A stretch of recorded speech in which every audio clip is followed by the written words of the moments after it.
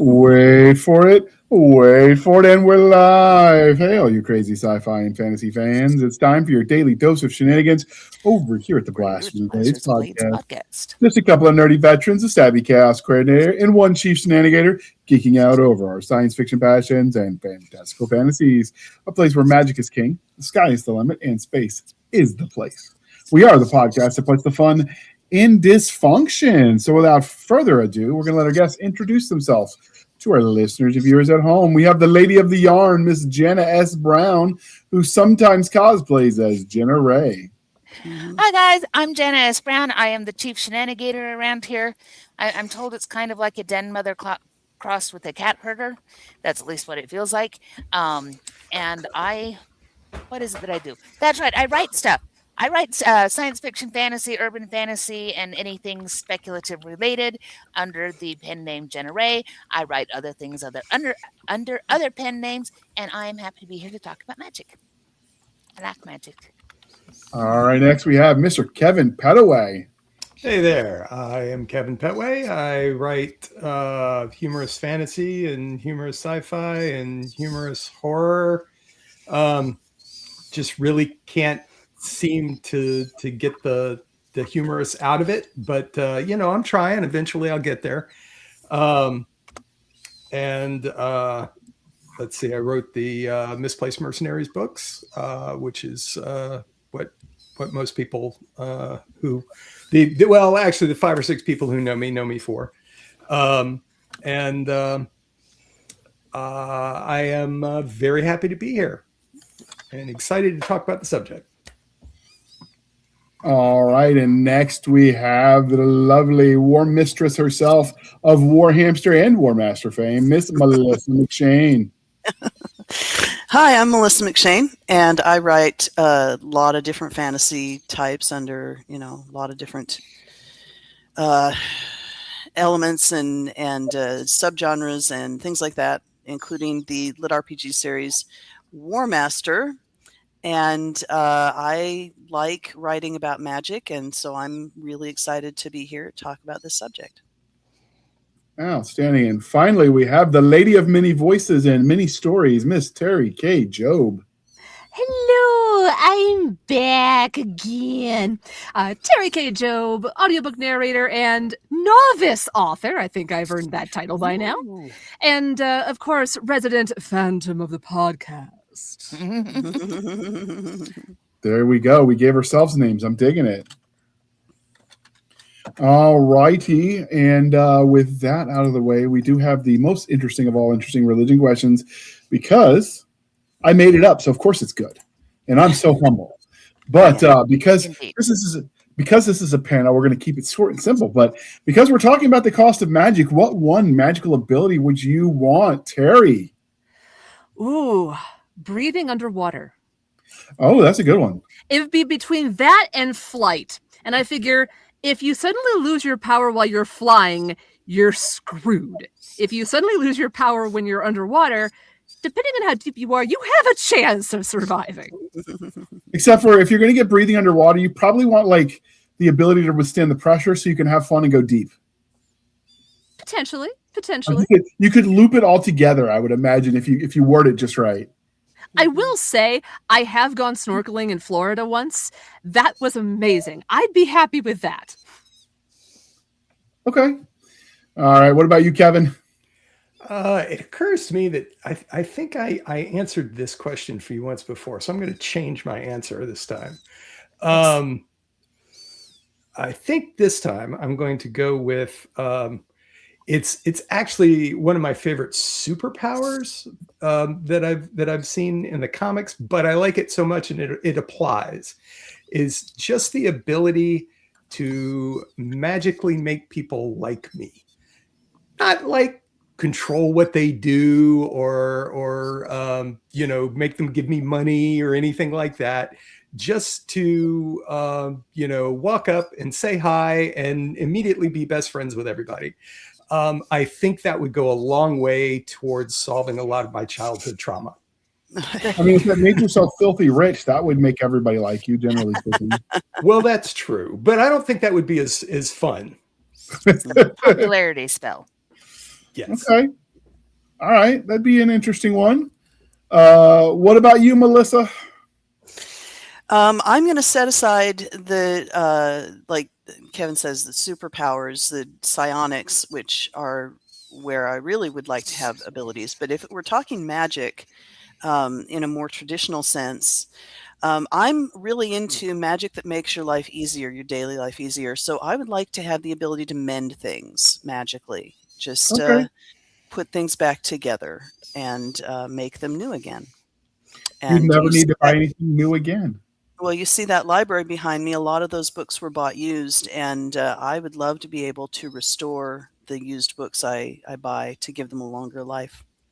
So So, that's my what would count as psionics? How is that different than magic? I'm not fully up on well, that. well, okay, not to get too far afield, but to me, magic is something that happens that doesn't necessarily have an explanation. And psionics is something rooted in the physical.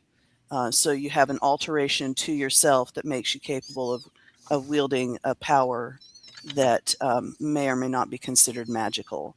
And I make that distinction because the series I wrote called The Extraordinaries, which is about superheroes fighting the Napoleonic Wars, actually takes place in a pre-modern era in the early 1800s where they didn't have a concept of superpowers and superheroes. And so everybody thinks it's like magic, but really it's a psionic ability. It's something that your body is altered and your mind is altered and you're capable of manipulating things. So that's my distinction. I don't know. I mean, that would be something that you could argue about. You know, where's the line between superpowers and magic? But that's a Very different thin. discussion. Okay. That might be a different panel because I'm not totally I'm not totally there on the Exactly. distinction, but Exactly. well, I figured that one out, Jana. Well, mine is sort of like Melissa's, but I want the ability to put people back together. I am a cleric through and through. That's, my favorite class to play on MMOs and things like that. And I Mhm. want to be able to fix people because and maybe that comes from the whole mom thing. I want my mom's kisses to actually fix problems. And that would be kind of a fun thing to go around as a cleric based on momhood. And your holy symbol would be some little macaroni necklace, and you fix Mhm. things by kissing them all better. And Oh, that's I think it'd adorable. totally work, and it'd be really, really cute. But Mhm. that's what I want. Is I have too many people in my circle of people that I like who keep getting injured or have diseases or things that I just want to fix it. Speaking Okay. of magic, John just popped up. Mm. All right. So, John, first, you want to introduce yourself real quick? I'm John M. Olson. The M is important if you try looking me up because there's like a billion John Olsons. I am an author and an editor. I have a lot of fun with both. And I have just a few minutes ago, this is kind of why I'm dropping in late, finished a new draft of a novel. So I am excited. Cool. Now Nice. Jana gets to tell me what's wrong with it. And since you're late to the party, one of the questions we're asking for our religion question today is, what one magical ability would you want? Teleportation, I think, is going to be fairly close to the top of my list. Okay. I All mean, right. I've traveled a lot, gone over to Europe, and if I didn't have to take that 8-hour plane ride, I know we've got it easy. We aren't taking like months of boat rides and things like people used to have to, but still, it would be really nice to just say, boink, I am in Europe. Mhm. Okay. Would there be limitations on that? Well, every magical power really does have to have limitations. One thing in typical gaming parlance with that one is you have to have been there before. Okay. All right. What about you, Jana? What? Oh, you already answered yours I already already. did it. I want the Mhm. macaroni necklace holy symbol. Mhm. I don't know. I like the idea of mind control because I do like to have a little bit of a lead foot, and so the Jedi power.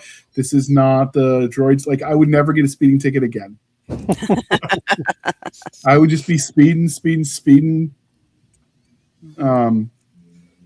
Although if you've seen The Craft, you know that doesn't always end well. It's true. When you mess So- with people's minds, you go down a weird, dark path. Mhm. You end up strapped to a bed getting booty juice shots all the time. Spoilers. Ew. Well, you've seen the movie, right, Jenna? No, Mm-mm. not my cup of tea by any stretch of a speculative imagination. I'm aware of it as a cultural thing, but Okay, booty juice is just a generic term for the shot they give you in your butt when you're in a psych ward. Mm.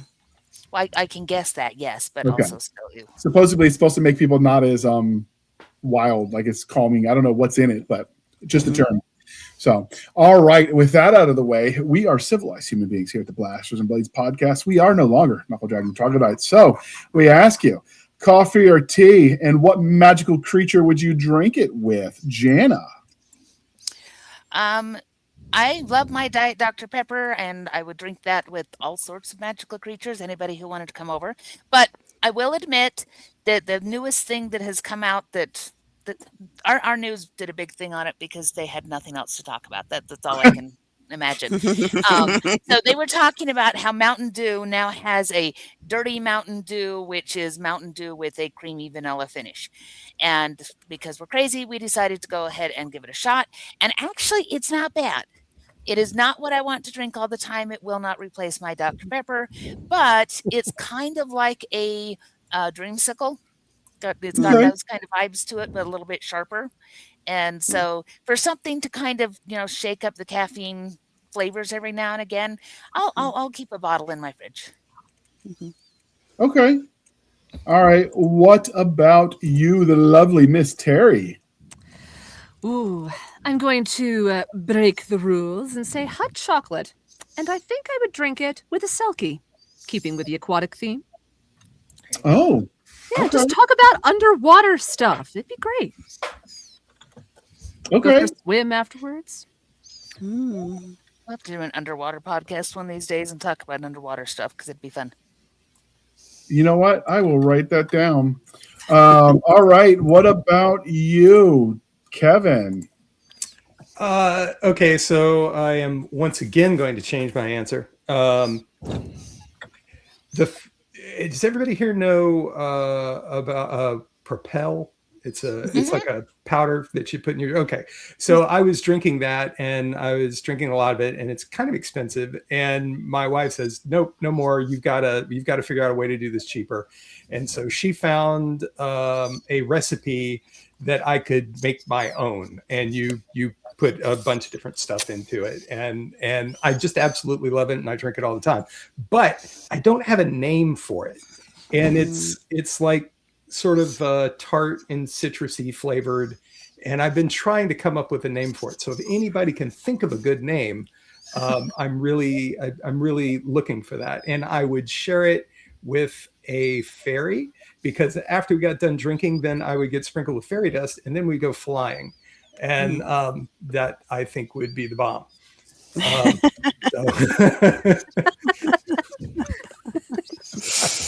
You're showing your age by saying it's the bomb. I don't think anybody says that anymore. Yeah, I don't care. I'm also old enough that I don't care. So, That's fair. What about you, Melissa? Well, I love my Coca-Cola, and I drink it every chance I get. And if I were going to drink it with a magical creature, it would be the specific griffin from my new series. And she likes cappuccino, but she'd drink a Coke with me because she's like that. She's friendly and willing to try new things. Okay. And last but certainly not least, John. Well, we're just a bunch of nonconformists, aren't we? I really like cocoa, but I'm wondering what that would be like with a hit of pixie dust. Not the typical, the kind you can buy in the store that's just the powdered colored sugar stuff. You put that'd be nasty. I mean, real pixie dust from a pixie. Of course, I'd have to figure out, okay, what are the effects of that? Because it doesn't matter what it tastes like if it turns you into something weird. Mm. Unless that's what you're looking for. I was going to say, that might be up there with magical mushrooms there. Mm. Yeah, it could get you really high. It could just turn your cocoa into a snake and it would slither away. Mm. It's hard to say. Might make you blow. Just broke my brain. So I would probably normally, I'm a coffee guy. We know that, but if I'm picking it to drink with a magical creature, I think some of the Fae would be fun. But they seem like there'd be sugar fiends, so maybe like a Coke for them and a Diet Coke for me. Because I don't think they'd want the diet less sugar kind. I think they want like full leaded, full sugar. They might add extra sugar to it when they get it. But yeah, that'd be what I would do. Although I have tried recently the cream soda version of Dr. Pepper, Diet Dr. Pepper. It was surprisingly good. I'm not normally a huge Dr. Pepper fan, but I liked it. I mean, I like regular cream soda better, but it mixed well with the Dr. Pepper. Well, if you're going for drinks with the Fae, don't do it at their house. And I'm told to avoid the mushroom circles. There are rules about all of that. Whatever you do, don't eat the food they offer you. Bring your own tin. Right. And if you end up in certain Tudor mansions, don't eat the food there either. Also true. So, okay. All right. With that out of the way, we're going to pause for a moment while we shamelessly shill for the woman this time, or people, since it's a collection of stories, and then we're going to dive into the topic. So with that. What lurks beneath the waves? Krakens, sea serpents, megalodons, spirits of storm and tide. In tentacles and tide, the ocean is anything but empty. Sailors glimpse impossible shapes below their hulls. Coastal towns bargain with ancient powers. Great whales guard secrets humanity was never meant to find. And sometimes, the monster is the one telling the story. These speculative tales explore the creatures of the deep as heroes, villains, and guardians, and forces of nature where survival, awe, and terror swim side by side. The sea is vast, the sea is powerful, and something beneath the surface is always watching. Yeah, and when you stare into the sea stares back, or no, that's the abyss. Never That's mind. the abyss. Yeah. The abyss is deeper. I saw the movie. I did too. I was just trying to be funny. It just didn't work quite as well. But we'll just pretend that you laughed, dear listener, because I can't hear you if you didn't, and we'll move on. So first, before we decide the cost of magic, we're going to have to discuss what magic is briefly.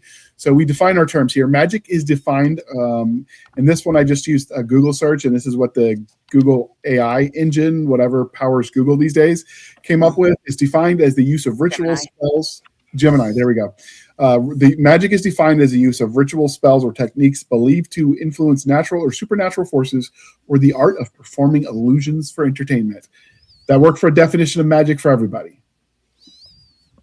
Close enough. Sure. Yeah, For, we can start moving there. forward. Yeah. Okay. As we say, close enough for government work? Yeah. Yeah, close enough for government work. Okay. With that out of the way, the topic that was suggested, and Dana had suggested it a while back, and we've decided to record it, was the cost of magic, because everything has a price. And a lot of the tropes in fantasy is that you have to pay those prices to use the power. There's the yin and the yang. There's to balance. So first off, why do you think that is something that you see in a lot of fantasy, that to use magic, there has to be something else that happens to balance it? I think it starts with the limitations. John mentioned this about, or you did, putting limitations on magic. I think that's the fast way to keep it from being something where the characters in the story just, they think it and it happens, and they can do anything they want, and they can do it anytime they want, and that's just boring.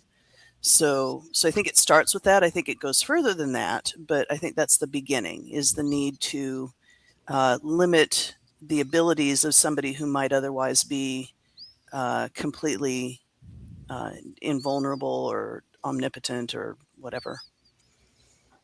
Yeah, it comes down to basic storytelling. If it's not hard, it's not entertaining. Mm-hmm. Yeah. Well, sorry, go ahead, Kevin. Oh, okay. No, I completely agree with both of those, but I think the other The other piece of that is that we're taking something that is fundamentally very unreal and is, for some people, difficult to even imagine. And we are trying to apply rules to it to make it seem more familiar. So, we have limits on our own strengths and ability to, pick up things and carry them, or paint a house, or whatever it is that we're trying to do. So if we apply similar enough rules to magic, then it makes it seem more believable, and you don't have to do as much heavy lifting in trying to make people understand what it is you're trying to accomplish in the story with your magic. Yeah, and we like explanations for weird things that happen. And usually the magic thing is weird. It's not something we can typically just do by ourselves. So we do like those explanations. Though I do think when we look at costs, and I'm sure that we'll dig into this a little bit further, there is a really, really wide range between very soft and squishy magic where the cost may be almost invisible, because sometimes it's not even important to the story, so we're really not going to dig into that too far. And sometimes the magic just does what the story needs it to do, and it doesn't always fall within the nice little rules. And then you have other magic where it's kind of like, hard sci-fi all the way to space opera, where it's very much, this is how it works every single time. You always must have an incantation. You always must have a magical item. You always must have things that go into it. And if you don't have all those pieces, the magic doesn't work, period. And so when we're talking about costs, we actually have a really huge range from things that almost seem to have no cost all the way up to stuff that is very restricted and cost heavy. And kind of to go off what John and Melissa said, it makes for a more interesting story, especially if you have a protagonist who is new to this whole magic, what the heck is this? And that gives them something to build on, to strive for, and challenges that are built into the system that they have to overcome. It's like, I have to pay what? Yep. Well, that's the theme to about half of maybe even more than half of the urban fantasy out there, is the youngish person, and now with paranormal fiction, same thing, older person discovers that they have some kind of an untapped magical legacy, which then opens their mind to the magical world around them, and they have to figure out how it works and all that kind of thing. That's a really common trope, and we see that arc in fantasy and urban fantasy and all sorts of places. That is, you are now magical, Harry. What you going to do with it? I think some of those penalties, like you were talking about, Jenna, they're a little bit fuzzy, but they can be social penalties as opposed to an actual, I have to pay this. It's a social cost. Yeah. What if your magic user is somebody that society hates or is scared of? And what if it's visibly different? What if you're not visibly different? Then you get the story of, am I able to hide myself? Am I not? And it just opens up so many possibilities. So yeah, I agree. And sometimes to play on, Kevin's genre, the penalties or the results of magic is humorous. We're playing a D&D game right now where one of our guys carries these tides of chaos, and I don't understand all the rules for when they go off, but there are rules. And if they go off, he has to roll on this random table, and things happen.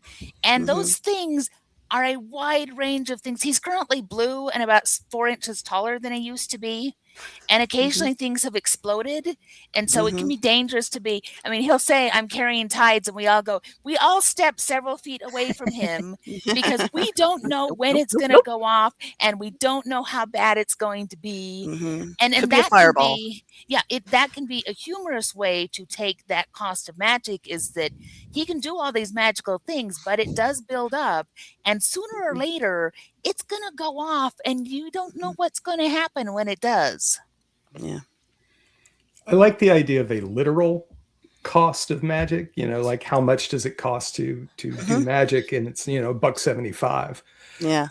But I also like the idea of starting your hero's journey with the acknowledgement of what the magic costs, and it being something that the character clearly knows they would never be willing to do, the reader is like, there's no way I would do that either, you know? And so it's like very, very clear right from the outset, that is never going to happen.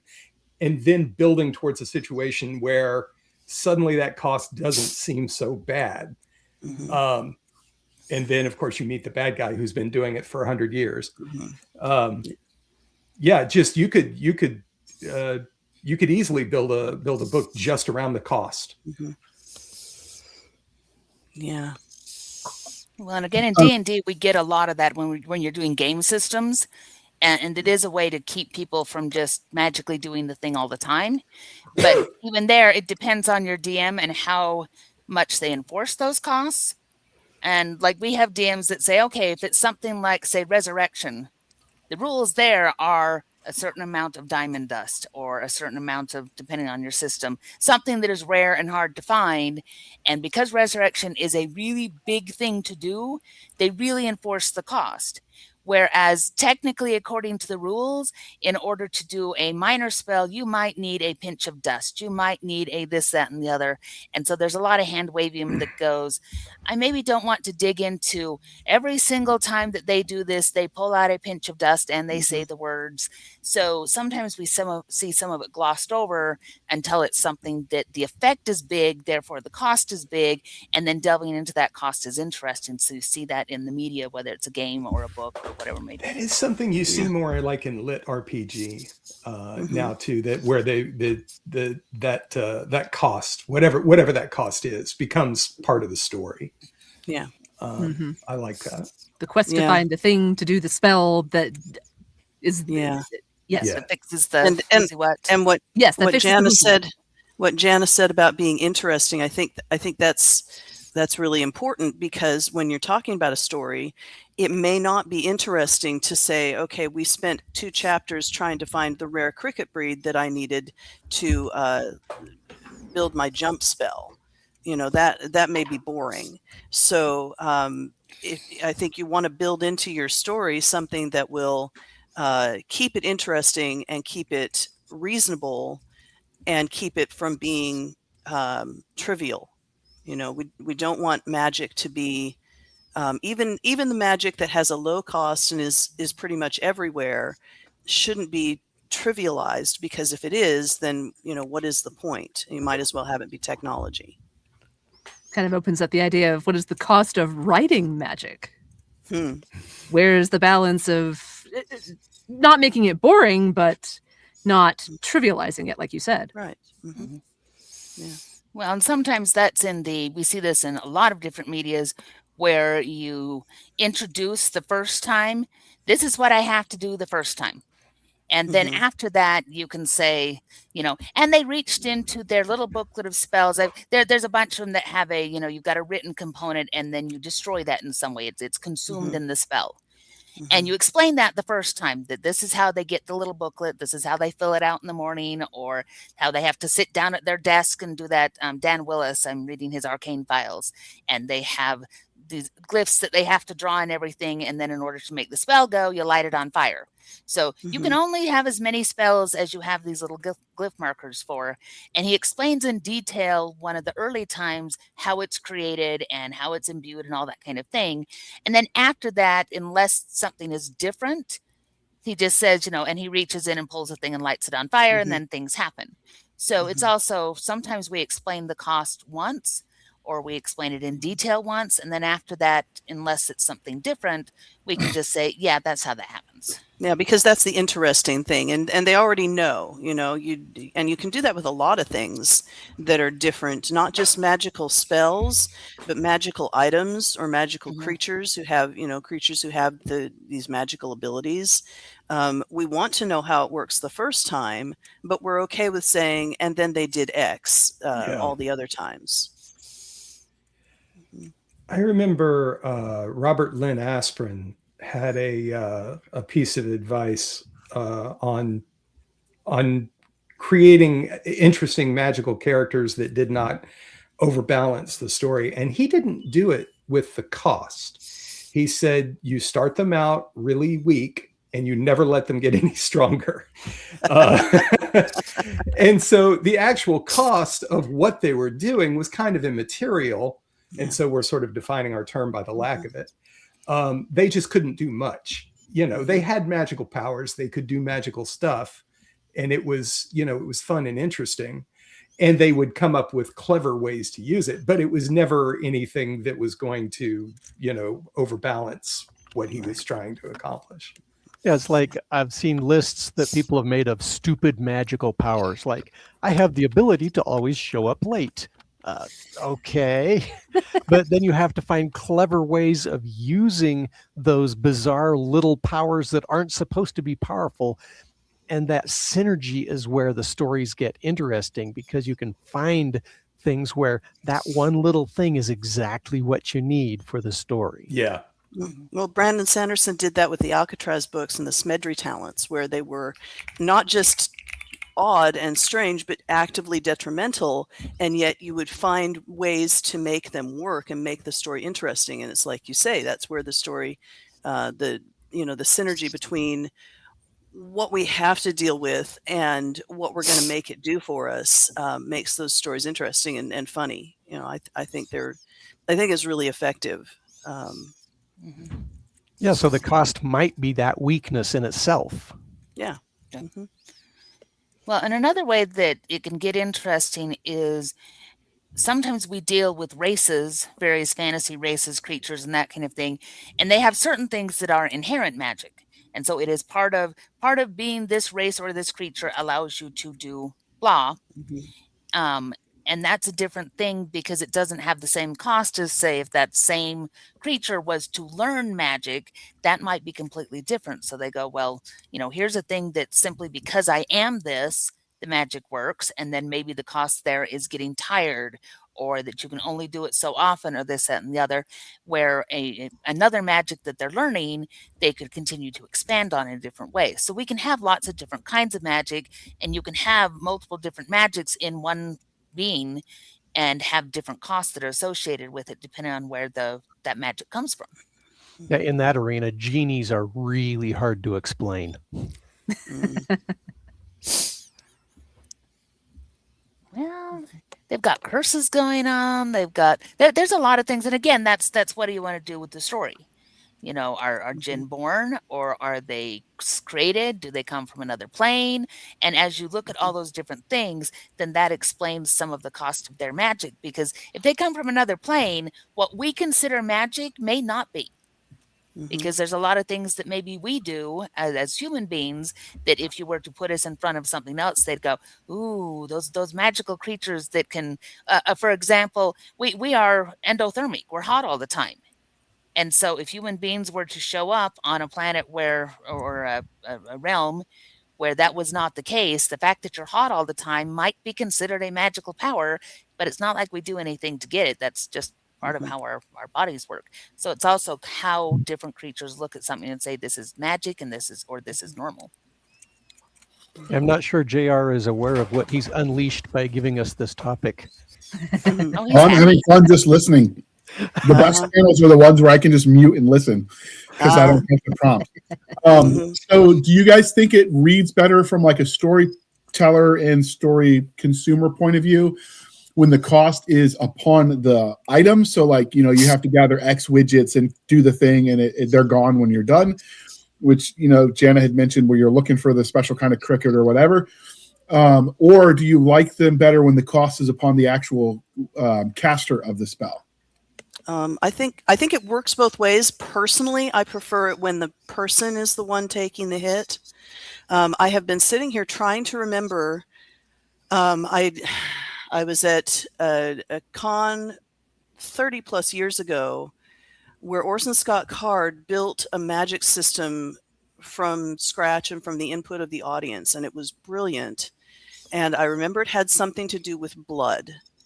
And it was very much, it wasn't even really horror. It was just about blood fueling spells and your own blood. It wasn't like going out and capturing people and taking their blood, but that you paid. Yeah, it was unfortunate, but missed opportunity.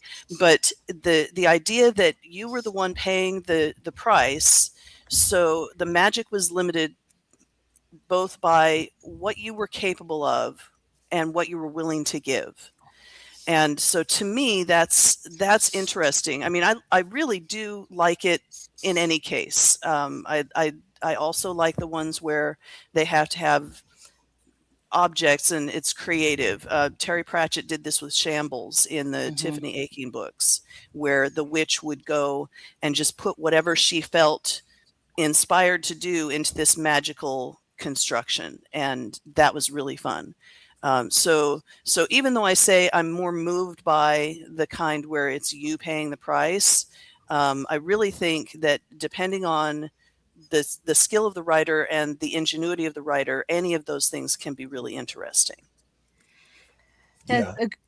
It's probably because I just finished reading it, but I just finished Murtagh by Christopher Paolini, and that whole system is interesting to me. It's based on the magic, this ancient language, and you have to use it just right, and you can really screw it up and just kill yourself outright if you get it wrong. That's where you get the memes about going to IKEA and trying to read the pieces. Yeah, and summoning a demon. How did you summon me? I am not a clever man.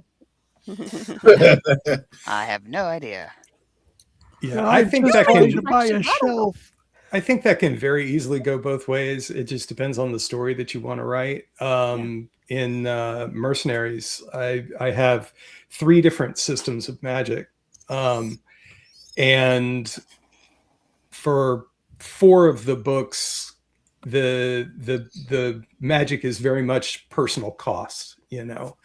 And then for one of the books, there's a character who seems to pay no cost at all, and you find out later when he needs to rescue one of his ex-wives who is trying to kill him for the rune engine that he wears on his wrist underneath his shirt sleeve, that's the reason he doesn't pay the cost, is because it's it's this rune engine is paying it for him. But because the ex-wife knows about it and he would never make one for her, she's out after him to get it from him because he promised that he would give her one. And so, I guess in that case, even when there's no cost, there's a cost. It's like John said, that it's a social cost instead of, I got an echo. Social cost instead of like a personal or, strength cost. I think it's curious though, that out of all of the magic systems that you read are powered by the emotions of the wielder, that the cost is almost never the emotions. That if it seems to me that if your magic is powered by powerful emotions, that after you cast it, you would be drained of your emotions, like maybe not physically drained, just emotionally drained. That'd be interesting.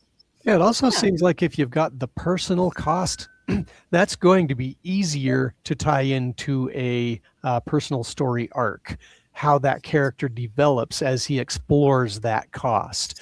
Where if it's just, I need to farm 500 widgets somehow, that's a different kind of a story than, I need to figure out, am I willing to cast this spell if it might kill me because I lose so much blood? So you have that balance in there, and they are completely different approaches, but I think, as pretty much everybody has said, they're both completely valid. It's just you approach things differently either way. Yeah, though I think a lot of media and a lot of stories do both, because you think of something like Harry Dresden, and so there is a physical, emotional cost of doing magic. You can't capture sunlight unless you're truly happy.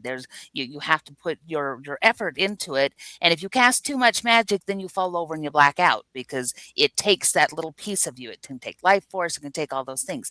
However, he also is able to use a lot of different items to focus that magic, to imbue items, to use it like batteries and build up kinetic charge.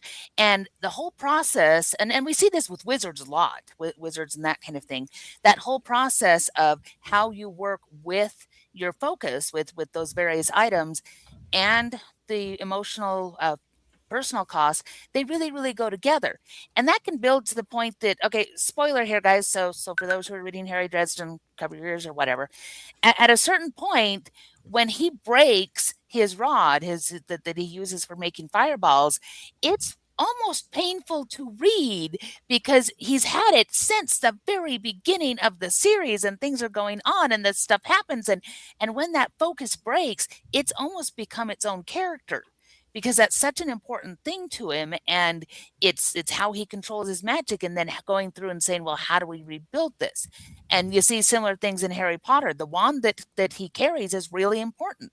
The wand chooses the wizard, and it's important to the overall plot, even if a lot of their magic also comes from ritual and it comes from who you are inside. So I think we see it working together a lot more often than just well, it's either one thing or it's entirely the other. Mm-hmm. Mm-hmm. Yeah. All right, JR. Okay, so one of the things. Go ahead. I said, give us another question. So one of the things I looked at is when you were talking, I started to wonder when we started getting the idea that magic had to have a cost. Because like everyone's heard Brandon say, well, all of us, because we're writers, have heard Brandon Sanderson's talks, or at least heard people talking about his talks, about creating the magic system and the balance and the cost, et cetera, to make a compelling story, the difference between hard and soft magic and all of that. Have any of you heard of the concept of equilibrium, the natural cost that came out with modern-ish fantasy that Yes. they credit Ursula Le Guin, I think that's how you say it, Yes. and Earthsea, a Wizard of Earthsea from Yes. 1968. We're starting. They according to was someone saying something?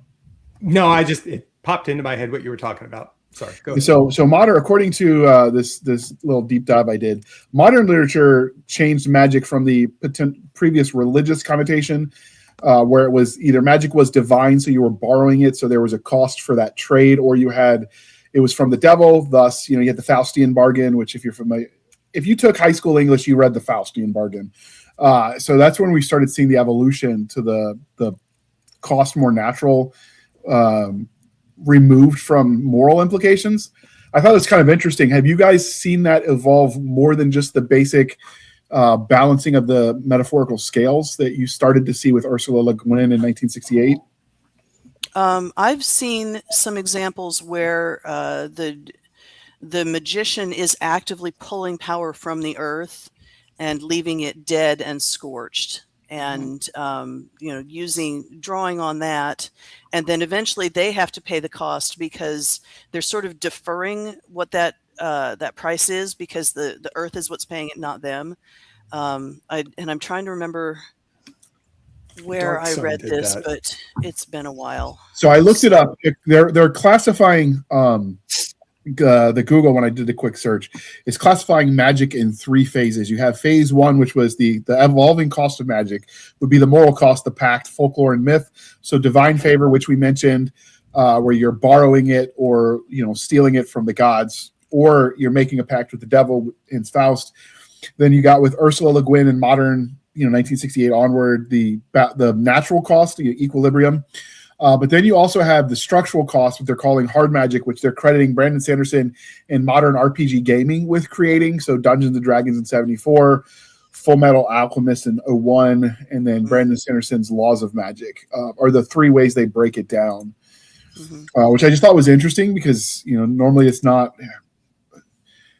Until recently, I've kind of focused on reading almost exclusively military science fiction. I've kind of been branching out recently. And so I never really thought about magic. It was always the cool sci-fi widget that was essentially magic, but they, added a patina of science to it.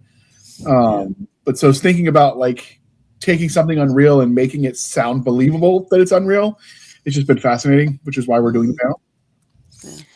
Well, and all of those different things exist in modern magic as far as the tellings go. You still get stories that are based on magic, based on a pact with a deity, a pact with the devil, a pact with something from beyond, things like that. I mean, Doctor Strange had a whole line about that they're drawing power from the dark realm, and was that an acceptable thing or not? And there is a moral question in that movie about if you're drawing power from this dark realm and the things out there, are you still a good person? We still see a lot of knights and clerics and paladins and all those kinds of things, and those are usually a divine kind of connection. I write about that in one of my series, and it's that whole part of what you're sacrificing there is all about the faith connection. And if you lose faith in your deity, you lose your magic too. And what does that mean as that connection between you and the deity changes? So there's still a lot of all of those things that are currently written. We see a lot of Faustian things in urban fantasy, but we also see very, very rigid, lit RPGs. So I don't think that any of it's gone away. I don't think it's an evolution really that says it started here and it's ending here. I think it's Well, all just ways to explain it. I think you're right, because we have all of those things. I think if you look at it backwards, systemization of magic is really a very new thing. So we have it now, but when I was a kid reading fantasy, there weren't things like Brandon Sanderson. It really was very much either the power of the divine versus the power of the demonic, or it was natural fantasy, natural magic, or things like that. Highly So ritualized. ritualized would be one, yeah. I'm thinking Patricia McKillop at this point, where the magic of the wizards was very unexplained. They were powerful and they were ancient, and their magic just didn't. She didn't try to put it into a system. So I think the reason we have all of those things still today is that they're all still workable. But if you go backward, you can get to a point where some of it didn't exist. Some of it was not yet invented. I'm not sure how useful it is to go backward like that, but it would be interesting to look at the development, like, along that continuum, like JR was mentioning, and sort of see, well, why did this come about? Why did we suddenly have this understanding of magic that was systematized? And it was pre-Brandon Sanderson. He just, made it more well known. It's certainly an interesting question. Like the D&D magic system is pretty much lifted straight from Jack Vance, which, if you ever get the opportunity to go back and read any of his books, I very, very strongly recommend that you don't, because they do not hold up at all. But that whole idea of, I've got this many spells that I can memorize, and I do it at night, and then the next day I cast my spells and they disappear from my memory. That's all right out of his books. Magic Missile was right out of his books. And those were late 60s, early 70s, somewhere in that area. I think probably what has contributed to that systemization of magic that you're talking about is just more fantasy out there, and everybody's trying to be, to make their own stuff distinct. Yeah. But it's fun. I was because you have things like Lord of the Rings, which was written in the 50s, that we still don't know exactly how the heck the wizard's magic works, or the elf's magic for that matter. And I don't care. There might be people out there who do, but I don't. It works. That's all we care about. Yeah, that one's interesting because the story doesn't hinge on the magic. And so it doesn't have to be highly explainable. Now, one of the things that I thought was fun is a system where fire magic has to obey the laws of thermodynamics. You have a case in, I think, several books where people will do things like, I'm going to make myself lighter for this amount of time so I can make myself heavier for another amount of time. You get that balance issue, which kind of plays into that middle ground where it ties into nature. Yeah. I think Dark Sun was it was like the post-apocalyptic D&D setting. And the idea behind that was that the wizards had basically used up all the life of the planet casting their magic. And then they did a very similar concept in Carnival, which was an old HBO TV show. I think it was only out for 2 seasons, but there was a healer in this carnival that traveled around the middle of the country. And every time she would heal somebody, like all of the grass would die in, Mhm. like this giant radius around her. And I think they were sort of setting it up that this was like one of the contributing factors to the Dust Bowl, which would have been really cool if they hadn't canceled the show. Yeah, it's too bad. That's what happens to all the shows that I like. They cancel them. Mhm. It's true. Yep. Yeah. So But- Go ahead. I would say, so do you think that the cost is there because you inherently need it for the magic to be believable to the audience? Do you think it's just a modern, the tastes of readers evolve? I mean, if you look at a book written in the 60s versus one written in the 80s versus one written in the 2000s, I mean, like they're written in different styles because the tastes evolve. And that's just, a fact of life. So, you could do all that you want. Sometimes your books just won't be evergreen because what people expect from a novel changes. Do you think that the expectation that magic has to have some cost is an evolving thing, or do you think that is kind of an enduring trait that is here to stay?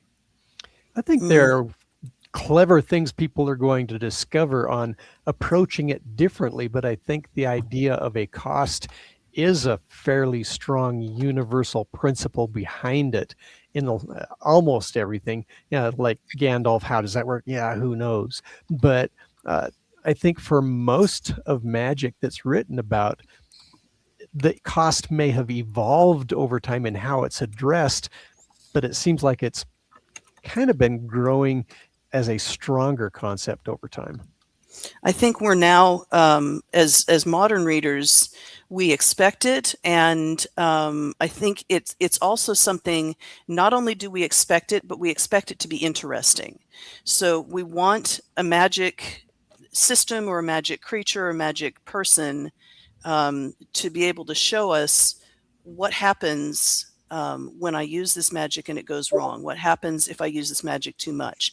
I think that's part of the story that we're interested in. I think the reason we didn't see it for many decades is that was less interesting a part of the story than what else was going on. It's like, we keep mentioning the wizards in Lord of the Rings. Nobody cared because they were just magical beings, and so that was enough. And I think now we're looking at it as, well, people have done really interesting things with the cost of magic. We want to see more of that. So I think that contributes to it, is that it's something we expect, and we expect it to be clever. I may be overthinking this, and I probably am, but the way I'm looking at this is kind of like a bell curve, or just a continuous wave with peaks and dips. Because throwing it all the way back to Shakespeare with the Scottish play, you have that long list of ingredients that the witches need to make this whatever they're doing. That's rules. That's exactly what you have to do to make this work.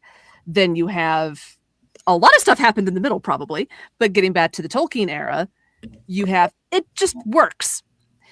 But with all the advents of science and things, and people wanting to know how things work, the nitpicky, the nitty gritty, crunchy bits, I think we're seeing a surge of it there with rules of magic and costs and things like that. And we very well may, in the not so distant future, see a wave of, I don't care anymore. Just give me magic that works. Yeah, I think it's having that cost of magic is a useful trope, because it creates immediate recognition in the reader, and they're like, oh, okay, this is how this works, and now we're moving on with the story. But I don't think any aspect of it at all is necessary. It really just depends on the story you want to tell and what is the most interesting to you. Tropes like that are an amazing shorthand, like you were mentioning, Exactly. because you don't have to explain everything. You just give people the highlights and they say, oh, it's one of those. Yeah, well, that's the value of a trope. I mean, that's why we use them. But yeah, I think if you want to try and be clever and write a story that doesn't have anything to do with any of that, then more power to you. If it's a good story and it's interesting, then the cost is beside the point. Well, Lord of the Rings is still popular. Yeah. And what's the magic doing in Lord of the Rings? It's a status. It tells you this person is powerful and special because they have that, but it doesn't solve the problems. Right. So Mostly. yeah, I mean, you could totally still do whatever you want and make it an interesting story. I think you have to go into more detail if it's one of the main characters who is magic. Well, if it's certainly if the main character is your POV character, because they're going to have a relationship with magic that is different from all the other characters having relation to their magic. But you can still have a story where the main character has magic and doesn't understand why, and all they know is that it works. So that, again, that doesn't have to be systematized. That's still magic. And if it's interesting, then it won't matter that the main character doesn't know. I wrote a whole book where the story is about the woman developing this magical ability, and she doesn't know why, and she doesn't know what it can do. And it turns out at the end that it was something completely different, that she didn't, all the guesses she made were wrong. But it's never explained, this is how it works, this is how it's done. And it was interesting to me. It was successful. Yeah, that learning process can be an interesting part of the story. I actually edited a book where the theme was cooking magic. And so you had this baker, and she had to discover how she actually could put the magic into things, because at first she didn't believe she could. And so you go through that whole progression. And so that was an interesting part of the story, is learning that progression. Mm-hmm. And sometimes the whole story really revolves around those costs. And even just the theoretical costs. So if you go back to the healing thing, well, one of the costs that's often associated with healing is that it takes it out of yourself. And they use this in Star Trek, where they had, it was a The test by, empath. but yeah, with the empath. And, would she do this knowing that the cost was that she took on those wounds and did that? And so a whole big thing. But you think about something like that and you go, so if every time you heal somebody, it takes a slice off of your own life, how long do you keep healing for before you stop using the magic? And that can be an interesting story in and of itself, that is all about the costs. Now, it doesn't mean it's about the system. And I think that's something that, there is a line between the systematic, if you eat this metal, you will get this response, Brandon Sanderson, very systemized magic. And then it doesn't have a system, but it still has a cost. And you have to figure out how that works with the character. How far will they go if that cost is, that sooner or later you're going to kill yourself doing this. Yeah, okay, so it costs you sanity points to cast a spell, and then you think, I really have to take a mental health day now. Yeah. What can, and that's another part of the cost, is, can it be recovered? Because sometimes the cost is this is just it. And sometimes it's, okay, you're going to get really, really exhausted, but you take a nice spa day, you do some self-care, you drink your caffeine, all those kinds of things, and you're going to come back swinging, because it's a recoverable cost, versus the ones that, all right, you get one shot at this because you don't have the oomph to do it twice. Yeah, that was one of Brandon Sanderson's books. You have this life force that everybody has one of, and characters would just collect them in the story. There were people that had thousands of them. And so that was part of the story, is what you could do if you had that much of this life force. So that brings up a question for me. If you could just walk out in front of your house and pick up and fly to the grocery store, and no traffic, no other people, it's just you and the sky and the wind, and you go to the grocery store and then you fly home. Or maybe, John, in your case, you could teleport. What would you be willing to pay for that? What cost would you be willing to accept to be able to do that? Yeah, that's an interesting question. Yeah. That is an interesting question. Because I feel like, at least to do it once, I might pay kind of something sort of steep for that. I'm not exactly sure what it is. I don't think I'd pay like a year of my life, but I might pay a week just to do it once.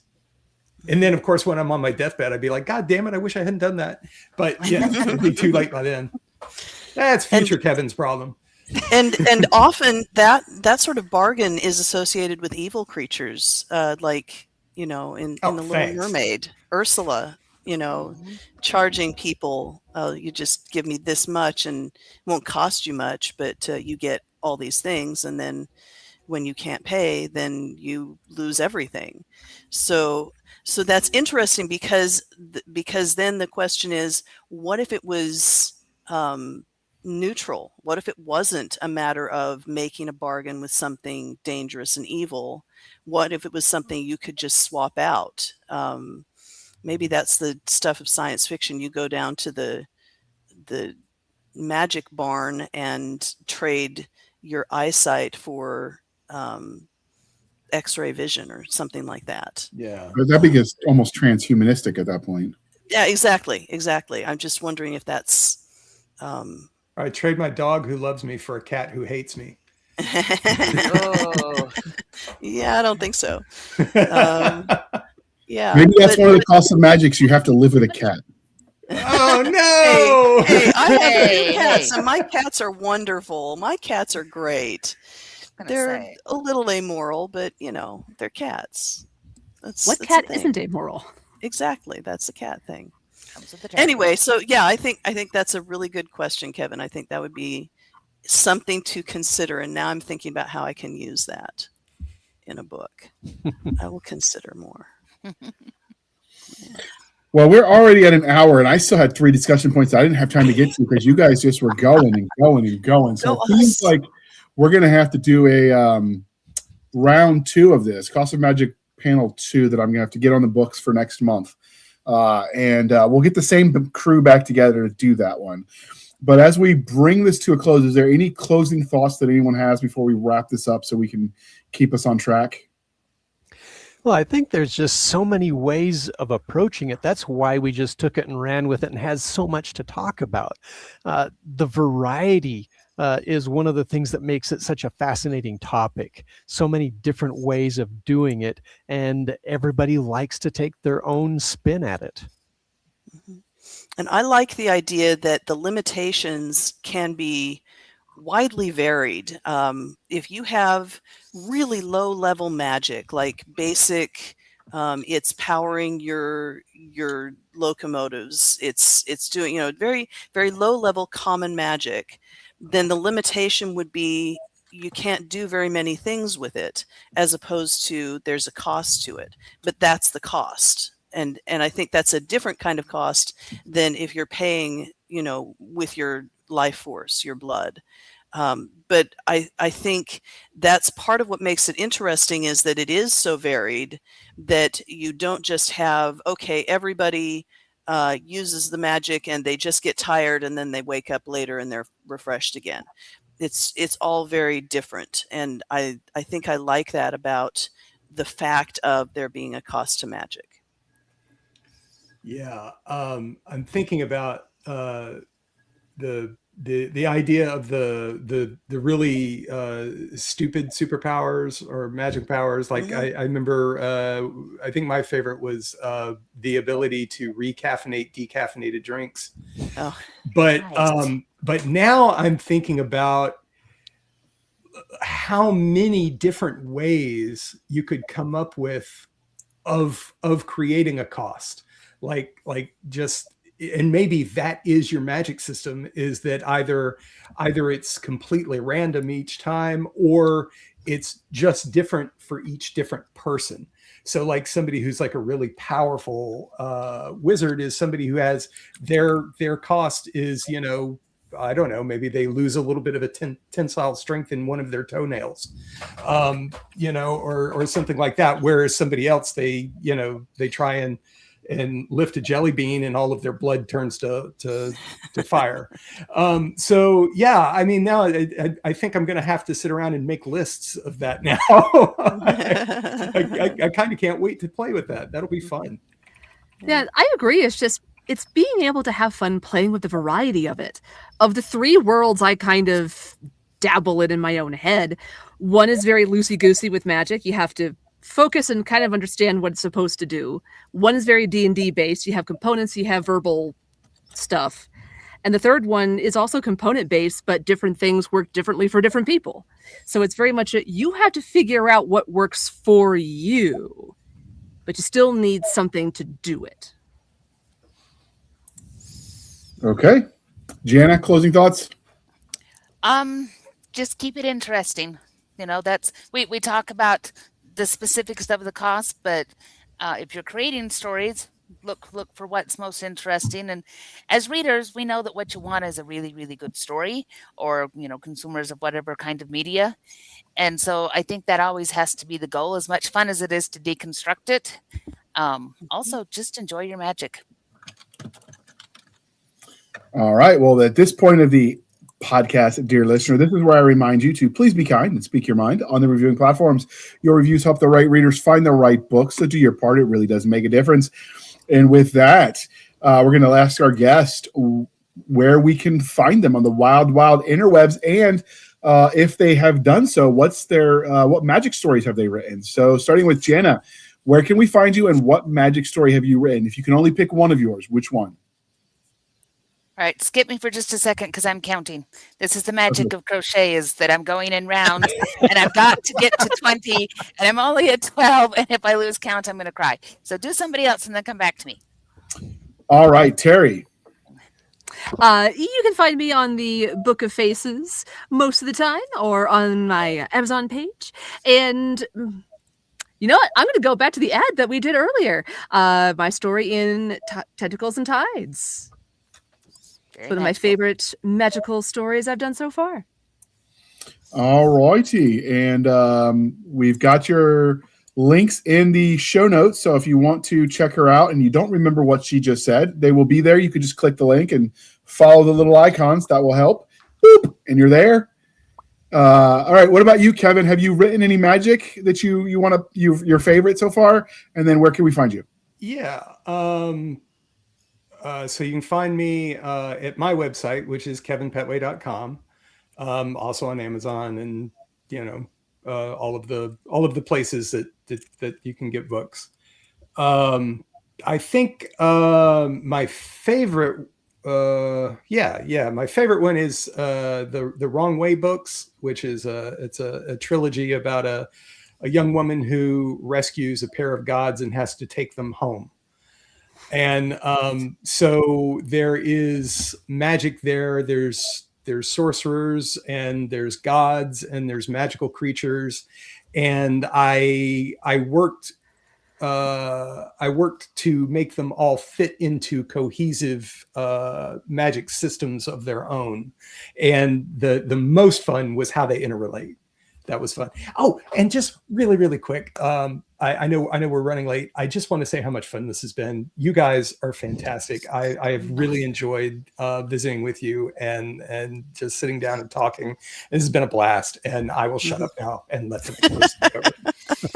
Aw, he can come back. Put him on our list. Yes, so just you're allowed. So you can hear, dear listener. So this will air next month as of recording. So it will air in May, and then in May we're recording the part 2 because we had so much to say and so little time. I mean, an hour is only 60 minutes, and all of them have agreed to come back. So you'll get to hear us bloviate for another hour next month from when you're listening. But what about you, Melissa? Where can we find you? And then the favorite magic you've written. Oh my gosh. Yeah, Okay. I want to know what the answer to this one is. Yeah. Okay, you can find me on my website, melissamcshanewrites.com, where there's a link to my newsletter, which is published monthly. And you get to hear stories about my life in India, as well as information about new releases and things like that. You can also find my storefront at nightharborpress.com, where I sell signed books, ebooks, and audiobooks for download. And my books are on Amazon. They're actually wide published, but you can, if you follow me as an author on Amazon, you will also get new releases, and they're actually pretty good at letting people know when stuff comes out. JR, I have created so many magic systems that I can't remember them all off the top of my head. I mean, Well, it doesn't have to be entire systems, just something magical Okay. that you've created that you like. Okay. Well, I'm gonna go with the quasi-magical system of the extraordinaries, because I carried that one with me inside my head for 20 years before finding a home for it. And it has it has pyrokinesis, it has biokinesis, it has prophecy, it has all sorts of different kinds of magic that all work together, and the costs are all different depending on who you are. So that is my favorite magic that I'm going with today. Tomorrow it will be Tremontaine. So there you go. So my favorite magic thing that you created was, I've seen it in D&D and I've seen it in Pathfinder, but you, in your War Master, you had the soldier's friend, which was the little box that you threw it out and you made your camp for you. Anybody who's ever been camping at the end of a hike when you're bone tired and you're like, I just want to go to sleep, but you've got to clear the area, you've got to set your fire pit. This, you just throw the box, boom, you got your camp, you're ready to sleep. That is just so awesome. I want one in my life. Love that. I couldn't go to War Master because there are so many different magic items in that I am really proud of. But that one, they don't dig the latrine for you. I did not think of that nitty gritty detail when I put that together. So I'm sad that I missed that opportunity. But yeah, but I mean, well, as long as they're in the woods, it's not as big a deal. When you're in the open plains, privacy, yeah, well, I guess you just got to really like your companions. Yeah. All right. Turn the other way. Yeah. Don't look. All right. What about you, John? Where can we find you? And then magic that you've written. Couple places to find me, johnmolson.blogspot.com. And if you try to look me up on Facebook, it's a little bit different because it's John Mark Olson, because there's still probably a lot of John M. Olsons out there as well. My magic system, I have a fantasy trilogy that starts with the book Crystal King, and the crystal magic, it's actually inspired a little bit by Andre Norton. But she loved crystals, she loved animals, particularly cats, and so that all played into this, where you have one crystal that the person will wear, another crystal around the neck of an animal, and then the person goes into a trance and uses the animal as an avatar, and they can wander around and do things with the animal's body. And so it changes how they fight wars, it changes message passing, all sorts of interesting things that are side effects of that. But the cost is you are lying there in a coma while you're out wandering around as this animal. And so I tried to balance that with a fairly significant penalty where you have to be with someone you trust, or you have to lock yourself away somewhere. Okay. What about you, Jana? All right, now that I'm not counting, sorry about that. Most of the time I can just do this back and forth, but when I'm making these jellyfish, I get into rounds and I have to count 384 stitches. And so I count them 20 at a time. And if I miss my counting, then I have to go all the way back to where I can start counting all over again. So that's, different kind of magic. You can find me at Linktree, linktr.ee/Opal Kingdom Press, or you can come right over to the press at opalkingdompress.com. And the Linktree has all of my things. Or if you look up either of these two pen names and it's associated with publishing, it's almost always me. I don't know of any cases where somebody has looked them up and found publishing that wasn't me. So it's almost always me. Favorite magic system. That's really, really hard to decide on. It's probably from the Sentinels of Essence books that I wrote. Those are urban fantasy, and they deal with elemental magic, and with my Library of Alexandria, which is a pocket dimension library where everything that ever gets written down shows up in the library eventually. And that includes things like all of the computer spam and all of the weird notes that teenagers pass to each other. And the more overworked librarian spends a whole lot of time trying to catalog and going, I do not care if Harry Winkler put it out again. We only need one. We get one copy of each of these stupid things and everything else gets round filed. And she does a whole lot of work to try to keep the library from completely and utterly taking over. And they've got, cuneiform down in one area of the library and very, very modern things in other places. And I really love that library. And I have plans someday to write a whole series that is the librarian and her poor IT a director who helps to keep track of all this crap, going around and having adventures in various classic libraries, because one of their jobs is before a library is destroyed within history, they show up, they gather everything that they can and get out of there before the library goes kaboom. So one of these days I'm going to write all of the chronicles of the libraries of Alexandria, but that's one of my very favorite magics. Yeah, I would have thought that Jana's would have been you wave your hands around with some magical string and poof, you have a jellyfish. That's what I'm doing. This is magic. Crochet is magic. It's just time-consuming magic. Yeah. You know, It has a and long that's testing cost. time. That's Yeah. cost. It's a You long remember- time, and you have to have, you have to a magic wand, and you have to have, costs that go inside. And there's the verbal components for me over here, counting 1, 2, 3, Mhm. 4. Don't talk to me. 5, 6. 7, 8. Crafting is magic. 5, 18. Yes. So- My husband does that, and Uh-huh. sometimes he's really lucky that he survived. Do not count numbers at a crocheter when they're trying to count rounds, because they can stab you with the hooks. Oh, Mhm. he heard that and he says, I do not. So I stand. He says not anymore, and I'm not going to Not explain why it's anymore. not anymore. Okay. But JR, save me from myself. Give us the outro. So I will say that I feel the librarian's pain, because I worked for the park services as an intern, and one of the things at the historic site, not the park ranger police side, is anything that's left at, say, like any of the historic monuments that people leave as tributes, all of that is saved and cataloged, no matter how trivial, to include flowers, etc., that have to be pressed and saved. And many times I listen to the park rangers complaining that, please, this is literally just trash. Nobody thinks this is special. Throw it away, please. But nope, people leave stuff and they have to preserve it because it was left at the monument. So I feel for this librarian. Oh. As far as for me, favorite magic system or magic, it didn't really system.